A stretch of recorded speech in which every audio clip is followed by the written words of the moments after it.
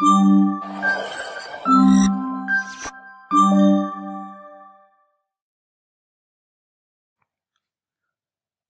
Everyone and welcome to this channel. तो आज हम लोग करने वाले हैं इलेक्ट्रिकल साइंस में हमारा अगला topic that is mesh analysis. तो सबसे पहले हम लोग समझते हैं why do we need mesh analysis. तो कोई भी जब भी हमारे पास इलेक्ट्रिकल सर्किट होता है, हमारा मेन ऑब्जेक्टिव होता है that we need to find the maximum power that is present inside the circuit. अब उस पावर को निकालने के लिए we know the formula of power which is V into I. तो वहां पर जो भी हमारा अननोन करंट होता है उसकी वैल्यू निकालने के लिए हम लोग मेश एनालिसिस का यूज करते हैं।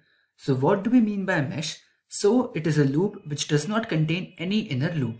अब इसी चीज को करने के हमारे पास 4 स्टेप्स होते हैं। So first of all we have to identify the total number of meshes, then we have to assign the mesh currents.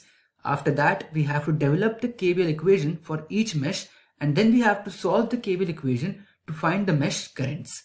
अब इन स्टेप्स को हम लोग अच्छे से एग्जाम्पल में समझेंगे, बट उससे पहले वी हैव टू सी कि मेश एनालिसिस कहाँ कहाँ पे एप्लीकेबल होता है।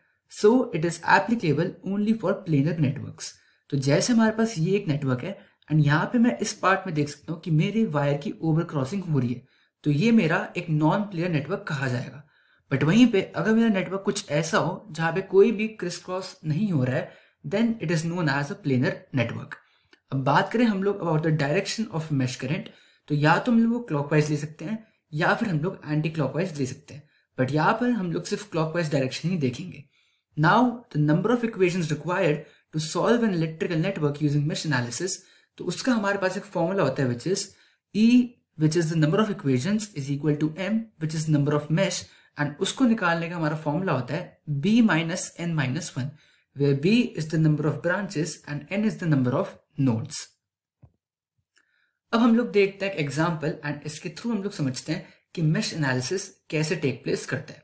तो हमारे पास है ये circuit and in this we have to find the power loss in the 10 ohm resistor using mesh analysis. तो सबसे पहले हमारा स्टेप होता है we have to identify the total number of meshes. तो यहाँ पे मैं देख सकता हूँ कि मेरे पास एक ये वाला मैश और एक ये वाला मैश एग्जिस्ट करता है। तो हमारे नंबर ऑफ मेशेस यहाँ पे 2 हो गए। उसके बाद हमें जितने भी हमारे नंबर ऑफ मेशेस हैं वहां पे हमें करंट असाइन करना होता है। तो इस वाले मेश में मैं I1 करंट दे देता हूँ एंड इस वाले मेश में मैं I2 करंट दे देता हूँ। अब इसके बाद we just have to apply KVL and जो भी हमारी इक्वेशन बनेगी उसको हमें सॉल्व करना है। तो बात करूं मैं सबसे पहले हमारे फर्स्ट मेश की, तो यहाँ पे हम लोग अप्लाई करेंगे KVL। तो अगर मैं इस पॉइंट से स्टार्ट करूं तो मैं देख सकता हूँ कि माइनस से प्लस में वोल्टेज में शिफ्ट आ रहा है, तो मेरी यहाँ पे वैल्यू आएगी +10। उसके बाद करंट की डायरेक्शन भी यही है एंड मेरी डायरेक्शन भी ऐसे है, तो ये वैल्यू हो जाएगी मेरी -5 इंटू I1। अब सबसे इंपॉर्टेंट पार्ट आता है हमारा इस वाले रेजिस्टर में। तो यहाँ पे मैं देख सकता हूँ कि I1 करंट तो फ्लो कर ही रहा है, बट इस वाले रेजिस्टर में I2 करंट भी फ्लो कर रहा है। तो यहाँ पे हमारा सवाल आता है कि हम लोग I1 माइनस I2 लिखेंगे या फिर I2 माइनस I1 लिखेंगे। तो यहाँ पे हम लोग क्या करना प्रेफर करते हैं कि जिस भी पर्टिकुलर मेश में हम लोग एनालिसिस कर रहे होते हैं, हम उस वाले करंट को हायर प्रायोरिटी देते हैं। हम मानते हैं कि उसकी वैल्यू ज्यादा होगी compare to the other current, तो इसलिए हम लोग यहाँ पे I1 माइनस I2 लिखना प्रेफर करेंगे। तो यहाँ पे वैल्यू क्या हो जाएगी -5 into I1 minus I2 is equal to 0। तो इस इक्वेशन को सॉल्व करने के बाद हमारी पहली इक्वेशन आ जाएगी which is 2I1 minus I2 is equal to 2। Now let us do the same thing in a second loop.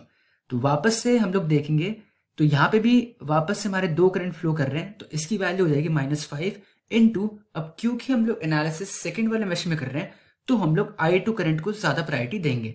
तो यहाँ पे हमारी वैल्यू क्या हो जाएगी I2 माइनस I1, और उसके बाद इस रेजिस्टर से जो करंट फ्लो कर रहा है वो हो जाएगा -10 into I2 is equal to 0।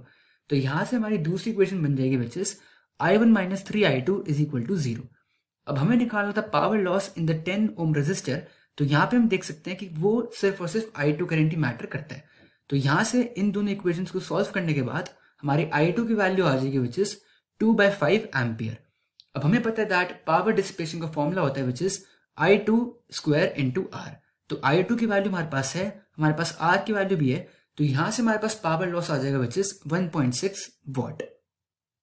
अब इसी पे हम एक और एग्जांपल देखते हैं। So here we just have to develop the mesh equations for the below given electrical network. अब सबसे पहले यहाँ पे हम लोग सेम स्टेप्स ही फॉलो करेंगे। First step is to identify the total number of meshes. तो यहाँ पे मैं देख सकता हूँ एक मेरी मेश ये होगी, एक मेरी मैश ये होगी एंड एक मेरी मैश ये होगी।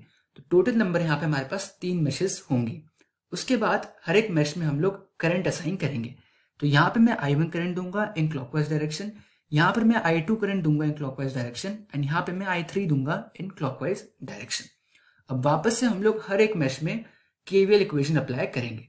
तो सबसे पहले मैं बात करूं अबाउट मैश 1, तो यहां मैं देख सकता हूं पहले आएगा शिफ्ट वोल्टेज का तो +V, फिर R1 रेजिस्टर के थ्रू आएगा -I1 इंटू R1। अब बात करूं मैं R2 की, तो मैं देख सकता हूं कि यहाँ पे I1 करंट भी फ्लो कर रहा है एंड I3 भी फ्लो कर रहा है। बट हमें पता है कि हम लोग क्योंकि फर्स्ट मैश में एनालिसिस कर रहे हैं तो हम लोग I1 को प्रायोरिटी देंगे। तो इसकी वैल्यू हो जाएगी -I1 minus I3 into R2। अब बात करें हम लोग R3 की, तो यहाँ पे I1 भी आ रहा है एंड I2 भी आ रहा है, बट सेम चीज क्योंकि हम लोग फर्स्ट का एनालिसिस कर रहे हैं तो हम लोग I1 को प्रायोरिटी देंगे। तो इसकी वैल्यू हो जाएगी -I1 minus I2 into R3 and वापस यहाँ पे प्लस से माइनस में शिफ्ट आ रहा है वोल्टेज में, तो -V2 इज इक्वल टू 0। ये बात हुई हमारे फर्स्ट मैश की। सिमिलरली हम लोग सेकेंड मैश की भी इक्वेशन निकाल सकते हैं। तो उसकी इक्वेशन हो जाएगी +V2 माइनस, अब यहाँ पे I1 करंट भी है एंड I2 करंट भी है, बट क्योंकि हम लोग एनालिसिस अब सेकेंड मैश में कर रहे हैं तो हम लोग I2 करंट को प्रायोरिटी देंगे। तो ये बन जाएगा -I2 minus I1 into R3। अब बात करें हम लोग R4 की, तो यहाँ पे I3 करंट भी है एंड I2 करंट भी है, बट हम लोग प्रायोरिटी I2 को देंगे। तो वैल्यू बन जाएगी -I2 minus I3 into R4 and यहाँ पर सिर्फ I2 करंट है, तो इसकी वैल्यू हो जाएगी R5 into I2 is equal to 0। अब इसी तरीके से आप थर्ड मैश की भी इक्वेशन निकाल सकते हो एंड वी कैन सी कि हमने हर मैश की इक्वेशन निकाल दी। अब हम लोग एक एग्जांपल देखते हैं of mesh analysis with current source. अब यहाँ पर भी हमारा तरीका बिल्कुल सेम होगा, बट यहाँ पे हम देख सकते हैं कि यहाँ पर एक सीधा हमें करंट सोर्स दिया हुआ है जिसकी वैल्यू 2 एम्पियर है। तो अब हम लोग देखते हैं कि करंट I जो यहाँ पे फ्लो कर रहा है उसकी वैल्यू क्या होगी। तो वापस से फर्स्ट स्टेप हमारा होगा we have to identify the number of meshes. तो यहाँ पे मैं देख सकता हूँ we have 3 meshes in total. उसके बाद मैं हर एक को उसका करंट असाइन कर दूंगा। तो यहाँ पे मेरा I1, यहाँ पे मेरा I2 एंड यहाँ पे मेरा I3। Now we just have to apply KVL in each mesh. तो यहाँ पे वैल्यू क्या हो जाएगी, तो यहाँ पे वैल्यू हमारी होगी 2, फिर यहाँ पे हमारा सिर्फ I1 करंट फ्लो हो रहा है तो that is going to be equal to -2I1। अब यहाँ पे मेरा I1 एंड I3 दोनों फ्लो हो रहे हैं, बट क्योंकि हम लोग फर्स्ट का एनालिसिस कर रहे हैं तो मैं I1 को प्रायोरिटी दूंगा। तो इसकी वैल्यू हो जाएगी -I1 minus I3 into 1 and इसमें हमारा I1 एंड I2 दोनों फ्लो कर रहा है, तो उसकी वजह से इसकी वैल्यू हो जाएगी -I1 minus I2 is equal to 0। तो हमारी पहली इक्वेशन बन जाएगी -4I1 plus I2 plus I3 is equal to -2। अब बात करें हम लोग अबाउट द सेकेंड मैश, तो वापस से यहाँ पे हमारे 2 करंट फ्लो कर रहे हैं तो उसकी वैल्यू हो जाएगी -I2 माइनस I1। इसमें भी हमारे 2 करंट फ्लो कर रहे हैं तो वैल्यू होगी -I2 माइनस I3 एंड यहाँ पे हमारा सिर्फ एक करंट फ्लो कर रहा है तो उसकी वैल्यू हो जाएगी -I2 इज इक्वल टू 0। तो यहां से हमारी दूसरी इक्वेशन बन जाएगी which is I1 minus 3I2 plus I3 is equal to 0। अब बात करें हम लोग अबाउट द मैश 3, तो यहाँ पे हमें कोई भी इक्वेशन निकालने की जरूरत नहीं है। हम लोग देख सकते हैं कि I3 करंट हमारा ऐसे कुछ फ्लो करेगा इस पर्टिकुलर क्लॉकवाइज डायरेक्शन में एंड यहाँ पर हमें डायरेक्टली एक करंट सोर्स प्रोवाइडेड है। तो यहाँ पे I3 की वैल्यू डायरेक्टली 2 एम्पियर ही हो जाएगी। तो मैश 3 से हमें I3 की वैल्यू मिल जाएगी which is 2 ampere and I3 की वैल्यू हम लोग इन दोनों इक्वेशन में पुट कर सकते हैं एंड हम लोग यहाँ से I1 I2 की वैल्यू इजीली कैलकुलेट कर सकते हैं। सो आई होप आपको मैश एनालिसिस अच्छे से क्लियर हो गया होगा। So that was all for this video and I will see you in the next one.